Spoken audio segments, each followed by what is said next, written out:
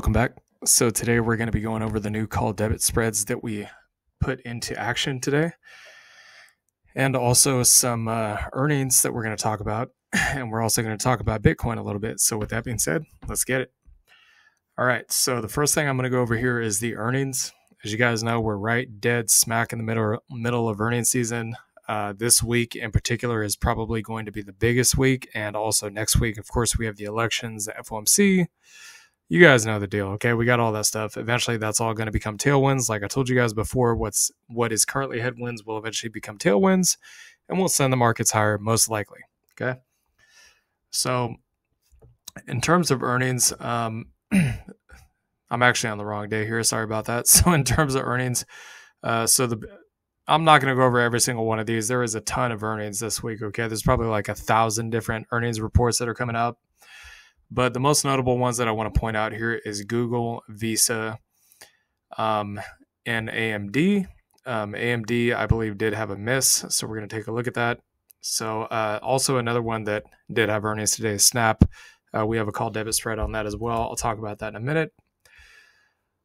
So AMD, they had like a slight miss here. So they beat on revenue. That's like almost a non-existent miss on earnings. I wouldn't even call that a miss. But for some, the markets can be very, very unforgiving when it comes to companies not beating their expectations. As you guys can see, post-market, it is down. But in terms of Google, and we're looking at the A shares here, we're not looking at the other shares that they have. You guys can see this thing is up massive post-market. Again, there is post-market trading. I did read somewhere also that apparently the NYSE wants to extend aftermarket hours. So apparently you'd be able to trade like in the dead of night or something like that. You guys will have to look into it, but apparently they're trying to make the stock market hours similar to that of futures. I don't know if you guys know this, but futures is essentially open 23 hours a day, 5 days a week. So apparently now stocks are also going to be somewhat similar in terms of the amount of time that they're open, similar to that of futures. So just wanted to point that out.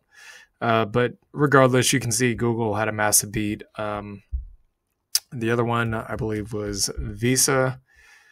And of course, these are the largest companies that we're looking at. We're not going to look at all of them. As I've told you guys before, it's not so much... I think it's pretty much, I'm not going to say a guarantee, but it's close to a guarantee as you can get that the Mag 7 as a whole is probably going to beat earnings, okay? And for the rest of the companies, it's not so important who beats and who misses. What matters really is the culmination of earnings, okay? So if the vast majority of earnings are beats, then that's what really matters to the markets. The markets care about, are the earnings still bullish overall is what they care about. They don't, a few misses here or there, they're not going to care about that, okay? So Visa earnings, you guys can see they also had a beat. For some reason it's down. I don't know why. Maybe the forward guidance or something like that. So the next earnings coming up are Microsoft, Meta. Those are the big ones tomorrow, Mag 7. You got things like Starbucks, Caterpillar, AbbVie, Eli Lilly, ADP. Then on Thursday, the next two big ones, Apple, Amazon. Those, in my mind, those are pretty much guaranteed to beat. Same with these two right here. And then you have other things like Uber, Comcast, Lynda, Shell, Merck & Co. MasterCard is also going to be obviously another big one. Okay, so let's go into Bitcoin real quick. So I wanted to show you guys this. Okay, and again, I know this video is not about Bitcoin, but this is a very significant thing to point out here, okay? So Bitcoin has had it's not quite closed yet, but you guys can see it has had at this particular point, it would have its largest, most bullish close since all the way back here. And again, if I'm going off the body, not the candle, it would go all the way back to the peak back in 2024. That was a local peak. I don't think that's the all-time high. In terms of if we measure by the wick, it has had the highest close basically since April, okay? But here's what I want to point out to y'all. So what really matters here is on the weekly, we are having Again, we have 5 days to go on this, but the weekly is currently, the body of the candle is above all of these other bodies. of candles that we've had during basically before we started this pullback in time. So, I mean, this is it, y'all. Look, Bitcoin could break 74,000 any day. It could happen today. It could happen tomorrow. It could happen in a week. We don't know. Here's what I'm going to tell you guys about the miners before we get into the call debit spreads, okay? If Bitcoin did not break its previous all-time high, if I remember correctly, until roughly about November, December last cycle. So I'm actually going to go over this right now. So yeah, it appears that it didn't actually snap its all-time highs until December of last cycle. So if we get a break of all-time highs in October of this cycle, especially after that pullback, here's kind of what I'm expecting for the miners, okay? Instead of the miners probably topping out in March, I think it's more of a higher likelihood that they're going to top out in January, okay? Because again, if the cycle is 2 months ahead of time, then theoretically the miners' peak should also be 2 months ahead of time because they're oscillators, okay? They oscillate in sync with Bitcoin. The trust did have a massive green day. We'll go over this in a separate video. So let's go ahead and get into the call debit spreads, okay? So Snap earnings, obviously they had a beat. They had a massive beat. They were also talking about like a $500 million stock buyback or something like that. Those of you guys that are into basically buying dividend paying stocks, this is like the bread on your butter, so to speak. When a company does a stock buyback, it essentially decreases the amount of shares available to the market, which naturally by default increases the price of the stock, okay? Bitcoin does essentially the same thing when it comes to the halvings, but the traditional market version would be a stock buyback. So this is extremely bullish for the stock. So in terms of the call debit spread that we have on this, we still have it, by the way. So the strike price here is $14. The current market price, as you guys can see, is up massively. I suspect it's going to continue to go up. So our expiration is the 20th of December. Again, the top strike price here is $14. That's this one right here. It needs to get above the sell call to hit max profit. Max profit on this trade is going to be about $1,700 in gains. So once it gets above 14, we close, collect the money, and it's a done deal. So the reason why we put this one a little bit further out in time is because, well, with the GME trade, the earnings were bad, but then GME ultimately went up. So as you guys can see here, it just basically went up anyways after expiration. So we figured probably the smartest move to make here going forward is to give these positions that we have a little bit of extra time, okay? Just in case it has a rebound after earnings. It could not. Generally speaking, with call debit spreads, most people either do them around earnings or they'll do what's known as a leap option call debit spread. So basically where your call debit spread is dated a year or longer out to give it plenty of time to run up, okay? So in terms of the chart here, pretty much what I'm looking at for Snap, I got to go to and you can see the golden cross happening here on the weekly. That's obvious. We took our call debit spread somewhere back here, way towards kind of this macro support here. But going over to the daily time frame, I want to point this out to y'all. So there's a huge gap here, okay? Obviously, post-market, this thing has gone up to the resistance here, but the gap is all the way up at 1260. So that gap has to be filled, all right? And then there is another gap. You can barely see it, but it's right here. Okay, 14 to roughly about 1430, 40, somewhere in there. So that's kind of where we put our strike, is in this gap right here. It is likely going to get filled. I mean, this thing has gone up $1 over basically the last 24 hours. That's a lot. That's a big move for something that's as small priced as Snap. So basically, pretty much what I'm telling you guys is I think maybe in a week or two, this thing will be at $14 most likely. Okay, so next one I want to go over here is Moderna, and then I'm going to get into the new ones that we did. So Moderna is actually new, just so y'all know. Okay, so they got earnings coming up. This is not so much about earnings, but earnings could be very bullish for it. We will keep a lookout on that, but that's not really why we did this, okay? So the first thing I want to do here is I want to go out to the 2-week time frame, okay? So Moderna on the 2-week time frame is oversold on the RSI. You can see this brutal, absolutely brutal sell-off since the last earnings. This thing has gotten absolutely trounced on. just really beaten to the dust. Okay, minus 57% in, what is that, like 3 months? The thing I want to point out here is this, okay? This thing is literally sitting at a macro swing low here back during August of 2020. That's right about where that level is. This is also kind of around macro support. This little dip here in August of 2020 was an undercut, okay? Markets are notorious for doing that. Undercuts and overcuts, they do it all the time. Doesn't mean it's going to drop. It could even go back up, to be honest. And that's kind of what we think is going to happen here. You can already see the histogram starting to change color too on the 2-week. So the next thing I want to point out here is the falling wedge. Again, the target is the top of the wedge, $93. So I'm going to go down to the weekly time frame now. Again, it has broken out of the falling wedge. It's the first week so far.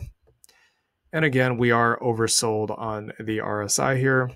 RSI, again, oversold back in October, right around this time last year. Was also right around the same price too, funnily enough, when the RSI was oversold. And what happened? This thing went up all the way to 170. Within about 6 months, it tripled in price. So I want to go even further with this and point out to you guys what's going on the daily time frame. And I'm aware a lot of people are going to say, oh, well, Moderna is only a pandemic vaccine company. No, I'm pretty sure they do more than that. So but regardless, look, charts are charts. You got traders trading this. It's not all about the fundamentals. Fundamentals do matter, of course, but Warren Buffett generally tends to love buying things that are oversold, that are considered to be at value or below value, below fair price. Let's put it like that. So we're not really seeing this any different. Okay. As a matter of fact, it does kind of look like it's maybe bottoming out here. But we also have bullish divergence, okay? Price going down, RSI, MACD going up, massive oversold signal here, then another one here, but this one was a higher low. That is a reversal indicator, all right? And then you, of course, have this huge gap up here between 103 and 117. Again, you're going to see how this all lines up in a minute. Now, in terms of the 52-week average, or not the average, but the 52-week range, I want you guys to see something here, okay? The 52-week range, the high was 170, the low was 52.26. The current price is at 55.22. So we're not just buying this thing when it's oversold. At macro support with bullish divergence, it's also at the 52-week lows. All right, so there's another thing I want to point out here. So we did a leap option on this, okay, or basically a leap call debit spread. You guys can see here the strike price is 115 to 120. That lines up perfectly with that gap, okay? And of course, there's all the other stuff too. So, but on top of that, so we basically put $1,000 into this, 20 call debit spreads. So once it gets above the strike price, pretty much what we're looking at here is about. So the risk here is $920 and the maximum profit would be $9,000. And we're going to give this 15 months to play out. Okay. It looks like based on what happened last time, it only took about 6 months to play out. So October, November to about April, May, somewhere in there. 15 months from now, the Fed funds rate should be much lower. This should be much more bullish, all that jazz. Okay. All right, so there's that. So the last one I want to go over here, or the last set of call debit spreads, is these two right here, okay? So we actually added more RIOT call debit spreads. So we have these ones that we've had for a long time. After considering that Bitcoin is looking like it's going to break all-time highs in October, that means the cycle has moved forward about 2 months, which means that if RIOT had topped out in the last cycle in March, which I'm going to show you guys right now,